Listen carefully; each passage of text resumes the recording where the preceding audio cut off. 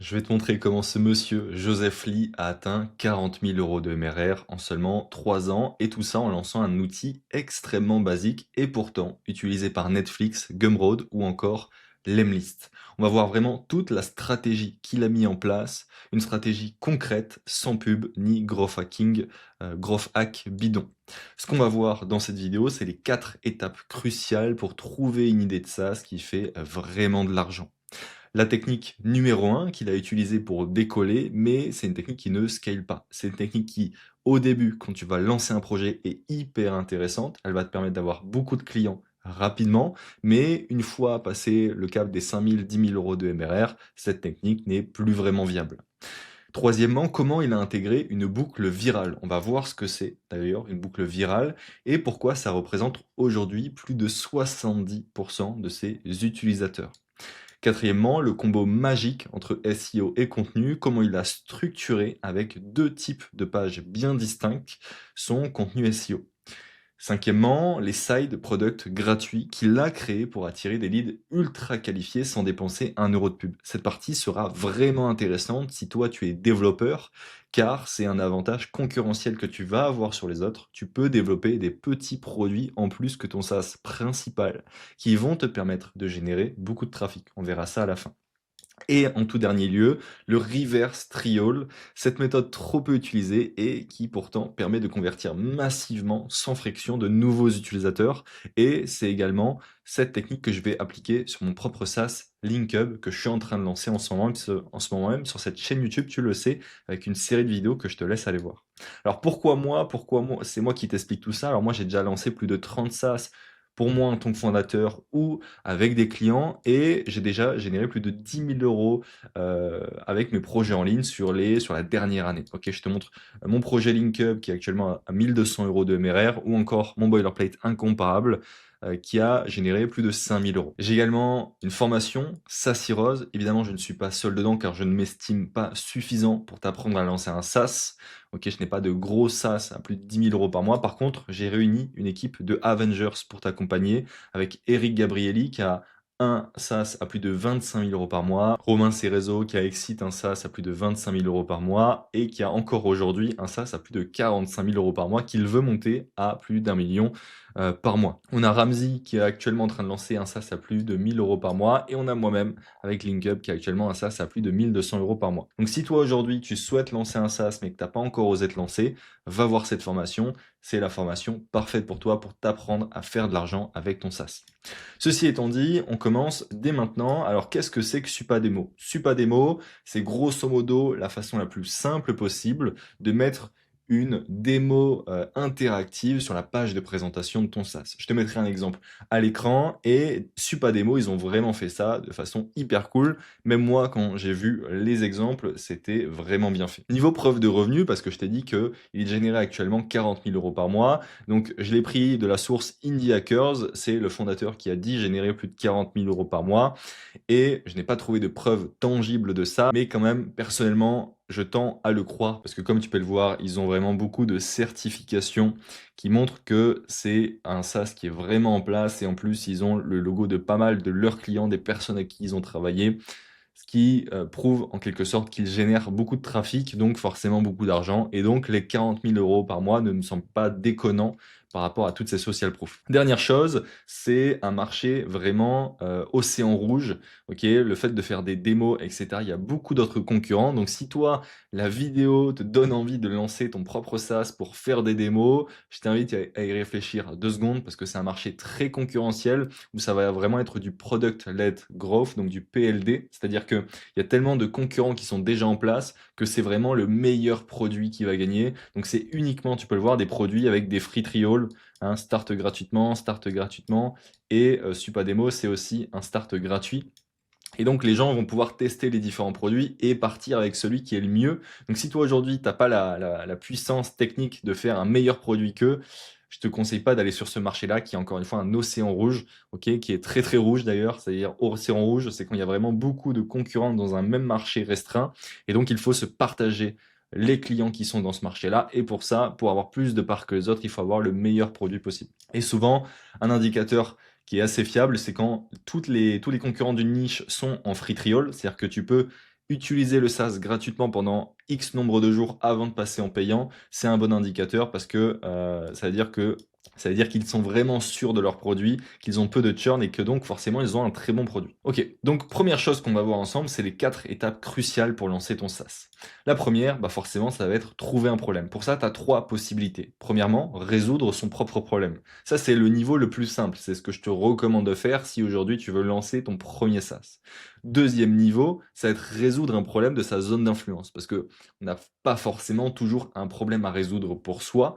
Donc, la deuxième chose que tu peux faire si jamais tu es un peu débutant et que tu veux lancer ton premier SaaS, c'est résoudre un problème de ta zone d'influence. La zone d'influence, c'est un concept que je t'explique assez souvent sur cette chaîne YouTube. Ça va être tes connaissances, tes collègues, ton club sportif, tes amis, ta famille, etc.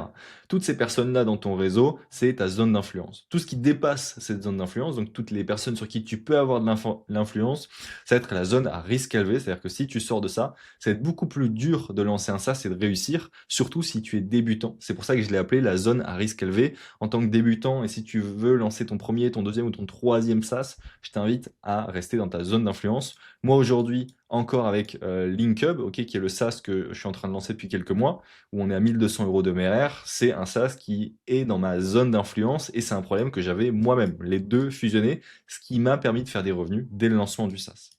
Deuxième chose, il faut que tu crées une USP. USP, c'est une Unique Selling Proposition. C'est-à-dire que il y a de grandes chances que tu arrives sur un marché où il y a déjà des concurrents. Et d'ailleurs, s'il n'y a pas déjà de concurrents, c'est souvent un red flag, un mauvais signe, parce que tu n'es pas un génie sur 8 milliards d'êtres humains.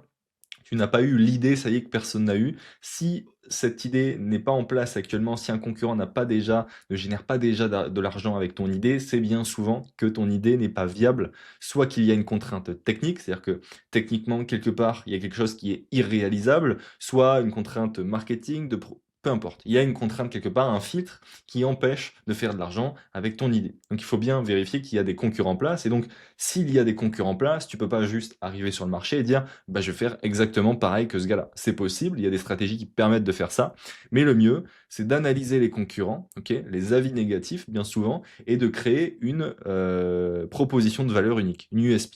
C'est-à-dire par exemple, moi avec LinkUp, ce que j'avais analysé, c'est les autres concurrents, ils généraient des commentaires avec de l'IA, car LinkUp, ça permet de générer des commentaires avec de l'IA. Eh bien moi, je suis arrivé, j'ai dit, notre IA s'adapte à ta personnalité, parce que tous les retours négatifs des utilisateurs de mes concurrents, c'était ah, l'IA, elle fait trop IA, on n'arrive pas à cerner que c'est vraiment moi qui parle, je suis cramé à 2000 km, et du coup j'ai créé cette USP, ce qui m'a permis de faire de l'argent dès le début. Troisième étape, ça va être une fois qu'on a fait de l'argent, qu'on a créé notre USP, que notre produit est là, qu'on a un petit POC, donc un Proof of Concept, ça va être de rester collé à ses utilisateurs pour récupérer un maximum de feedback, mais également pour que les utilisateurs se sentent pouponnés. Tu peux créer un groupe WhatsApp, un groupe Discord avec tes utilisateurs pour constamment être au contact avec eux. Et ce qui est vraiment aussi important, c'est de faire un maximum d'appels avec eux.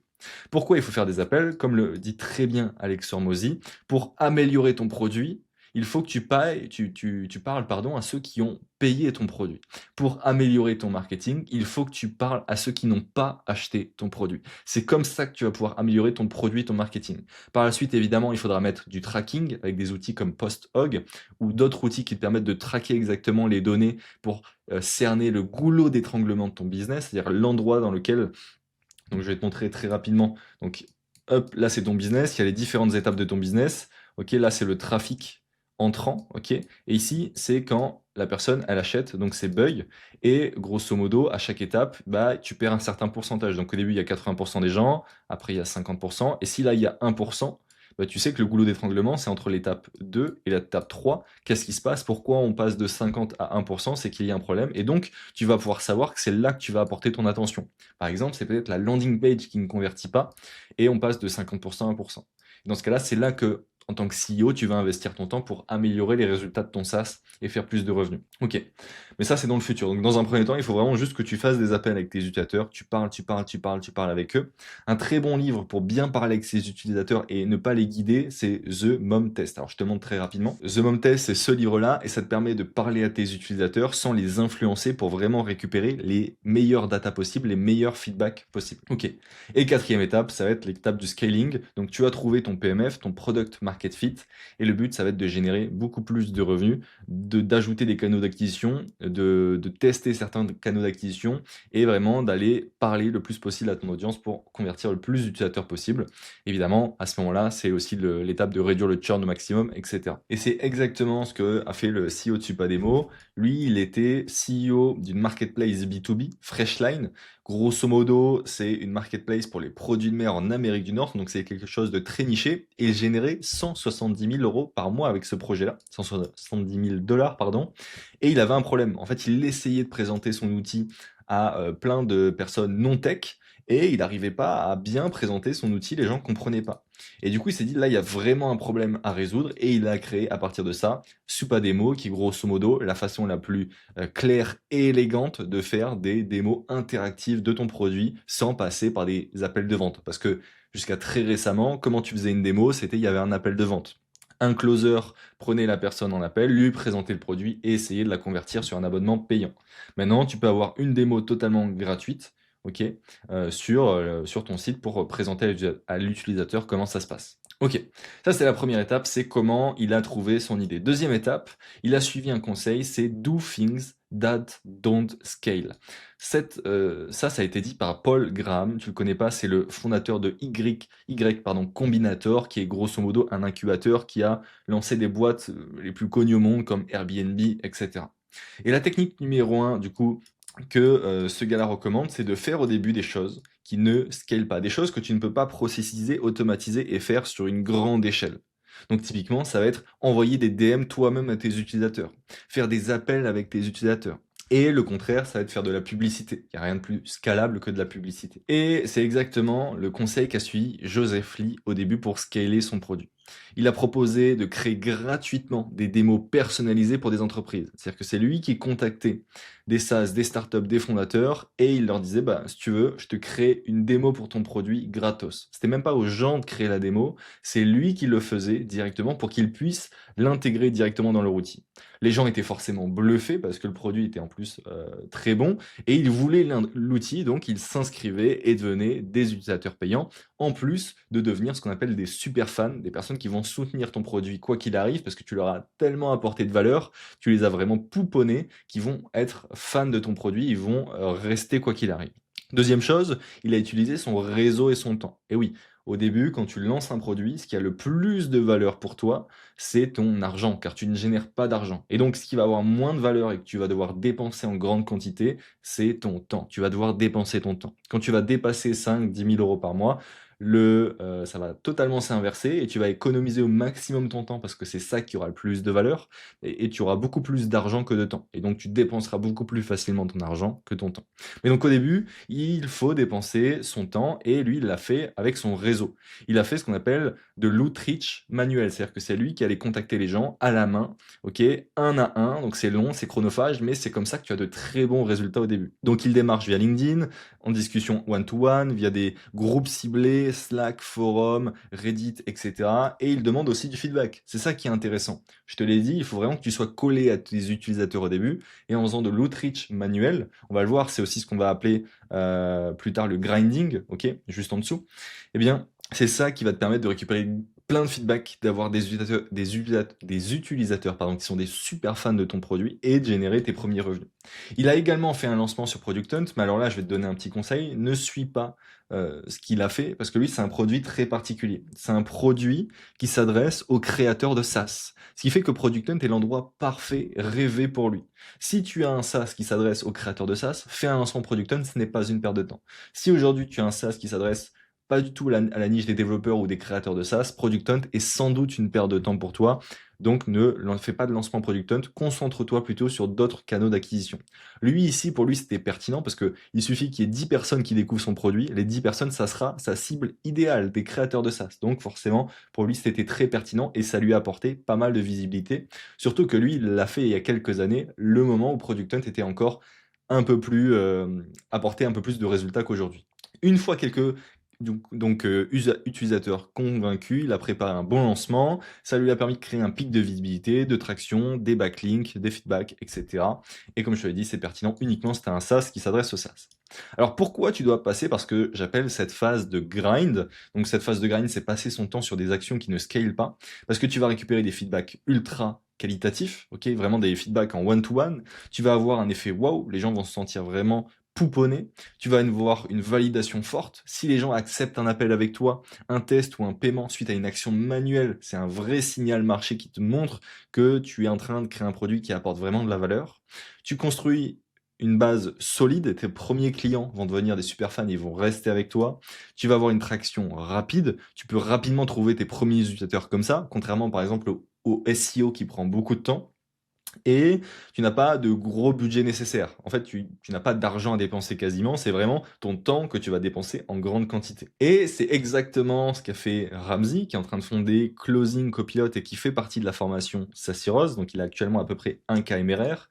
Il a envoyé des DM sur Instagram, il a envoyé des DM sur des communautés school. Il fait vraiment du grinding, il va client par client. Je sais qu'il fait aussi du cold calling parce que son SaaS, d'ailleurs je t'invite vraiment à aller voir, il est très cool son SaaS, ça permet de closer beaucoup plus facilement des gens avec de l'IA. Je te laisserai le lien en description.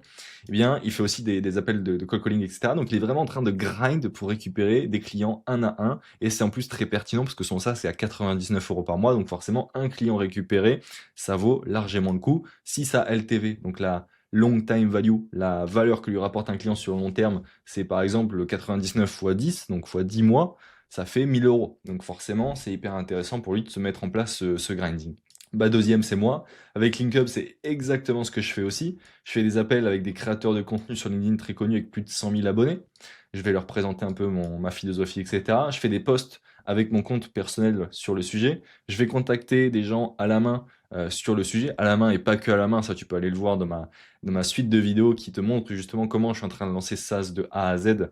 Et le but, c'est d'atteindre 10 000 € de revenus par mois. Mais ça, je rentre pas dans les détails, je te laisserai aller voir la série de vidéos. Ou encore, ou encore François qui est en train de lancer Reactine, un SaaS qui est actuellement à peu près 2,5 KMR, qui suit à peu près la même stratégie que moi, hein, donc avec des posts, des DM à la main, c'est vraiment cette étape de grinding. Et l'erreur que je vois bien trop souvent, c'est des solopreneurs sur X, sur LinkedIn, qui ne savent pas trop comment s'y prendre et qui vont se dire, bon, bah, je vais faire du SEO parce que j'ai vu que ça a marché pour tel SaaS, sauf que il y a différents canaux d'acquisition qui sont optimales pour différents moments, en fait, de la création de ton SaaS. Ça, je vais laisser, tiens, Florent en parler, qui fait partie de la formation SaaSiros, qui est expert pour aider les développeurs à lancer des SaaS. Il en parlera encore mieux que moi. Si vous êtes capable de faire de l'acquisition, vous allez résoudre tous vos problèmes et vous allez répondre à beaucoup d'hypothèses encore en attente. Pour ça, du coup, il faut mettre en place vos canaux d'acquisition et je les ai répartis en 3 types. Court terme, moyen terme, long terme. En l'occurrence, là, je parle vraiment en termes de feedback. Combien de temps il vous faut pour avoir des feedbacks quand vous faites votre proposition de valeur à votre cible idéale? Typiquement, si vous lancez un produit pour les avocats, disons, vous n'êtes pas sûr de la proposition de valeur, vous n'êtes pas sûr que ça va marcher. Et si vous faites du SEO, ça va vous prendre 6 mois, 1 an avant de savoir que votre produit ne marche pas. Mon troisième chose qu'a fait Joseph Lee, c'est qu'il a intégré une boucle virale dans son produit.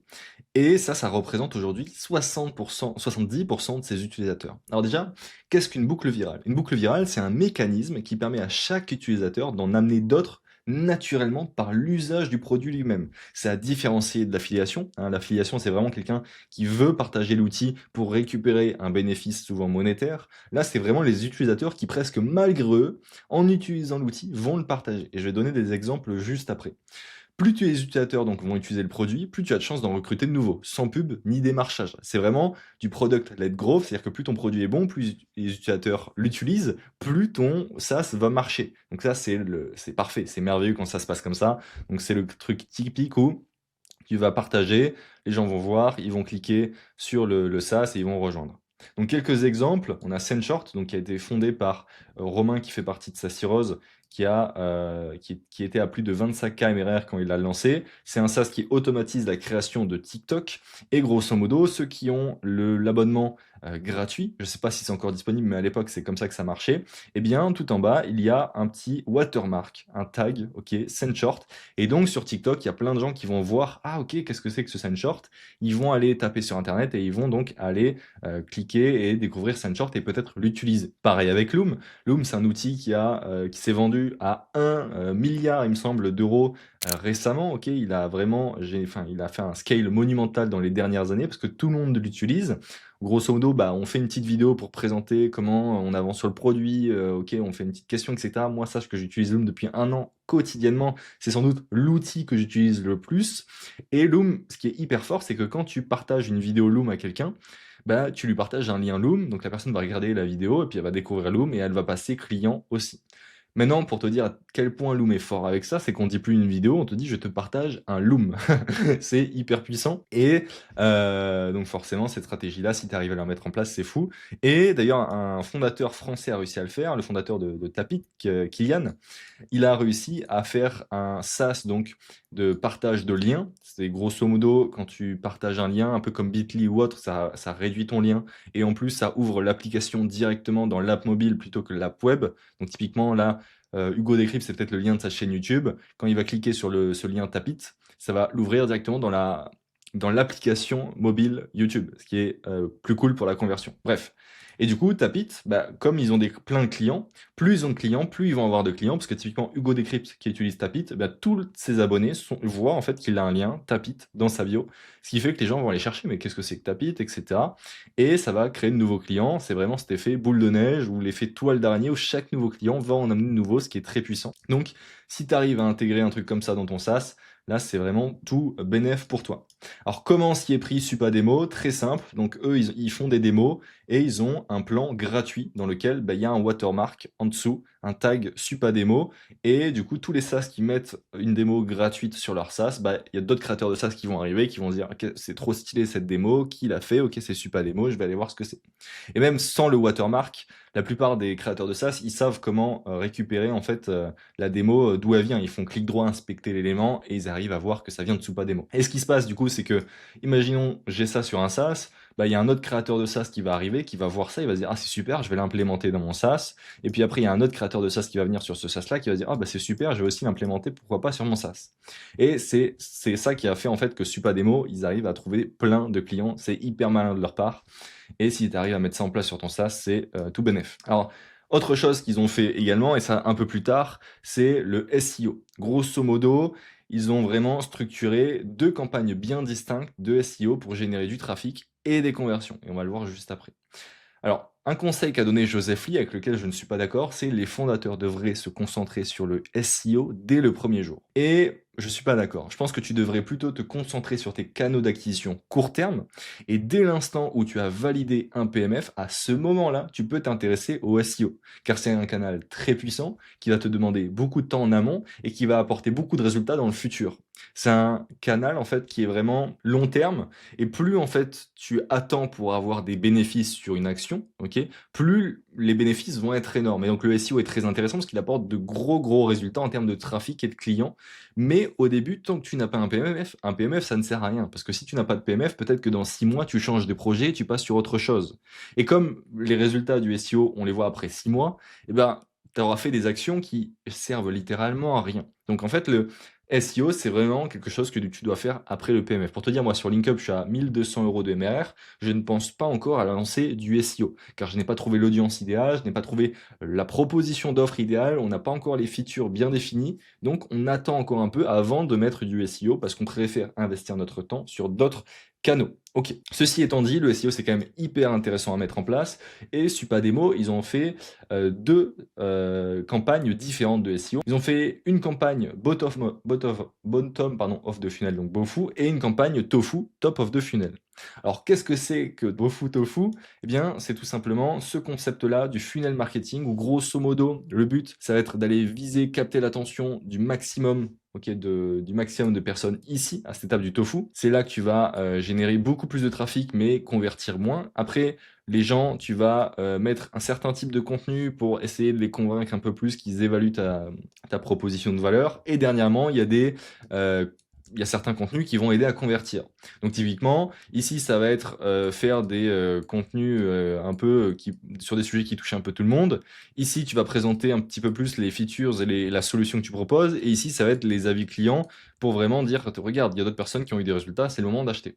Et peut-être des réductions, des trucs comme ça. Ok. Et donc ça s'applique un peu partout, ça s'applique dans le SEO, dans la création de contenu, un peu partout. Et donc, Soupademo, ce qu'ils ont réussi à faire, c'est qu'ils ont créé deux types de contenu SEO. Donc, bottom of the funnel, ça génère beaucoup de conversions, mais très peu de trafic.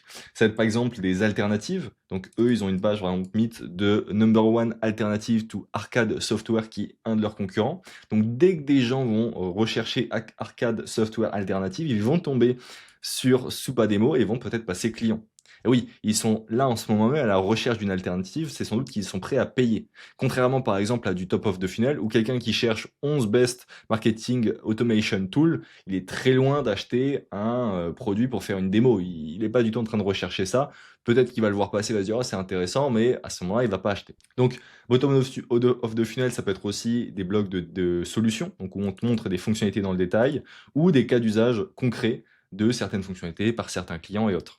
Et après, sur du tofu, tu peux avoir des comparatifs, listes d'outils, des guides pratiques et pas mal d'autres choses. Moi, personnellement, quand tu es un solopreneur, c'est de faire du programmatique SEO. C'est-à-dire qu'au lieu de créer des blogs tous les jours, un à un, et que ça te prenne beaucoup de temps, même avec de l'IA, c'est tu vas faire un template de page et tu vas la dupliquer plein de fois. Typiquement, tu peux faire du programmatique SEO pour tous tes concurrents. En fait, tu fais un template de page, tu rentres tous tes concurrents en base de données et la page, elle va exister 10 fois pour chacun de tes concurrents et elles vont toutes se ranker très bien. C'est ce que j'ai fait, par exemple, sur mon SaaS, qui n'est pas vraiment un SaaS, qui est plutôt une marketplace, Best Boilerplates Ever. Comme tu peux le voir ici dans le footer, dans la partie basse du site, j'ai une page pour lister les boilerplates de chaque compétence technique, ce qui me permet de générer du trafic grâce à ça. Et pourtant, moi, je l'ai fait qu'une fois, cette page-là. Si on clique dessus, tu peux voir que ici, on a même une page quand il n'y a aucune information en base de données. On a le logo, le texte, et c'est à peu près à chaque fois la même chose.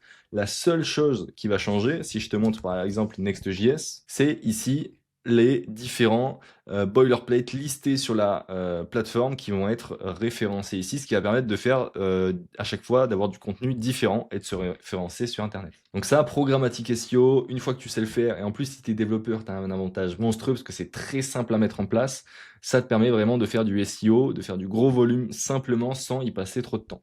C'est pratique quand tu es tout seul et que tu n'as pas une méga équipe à gérer. Autre chose hyper intéressante, surtout si tu es un développeur qui l'a mis en place et qui génère du trafic et même des revenus avec un autre produit qui était là juste pour générer du trafic et au final, ça génère de l'argent, c'est les side products, gratuits ou pas d'ailleurs. Grosso modo, un side product, c'est un petit outil gratuit complémentaire à ton SaaS principal qui attire des utilisateurs parce qu'il résout un besoin connexe, simple et rapide. Il fait partie du même écosystème ou de la même niche. Il ne s'agit pas d'un simple lead magnet, mais vraiment un mini produit que tu as créé, qui est utile, partageable et parfois viral.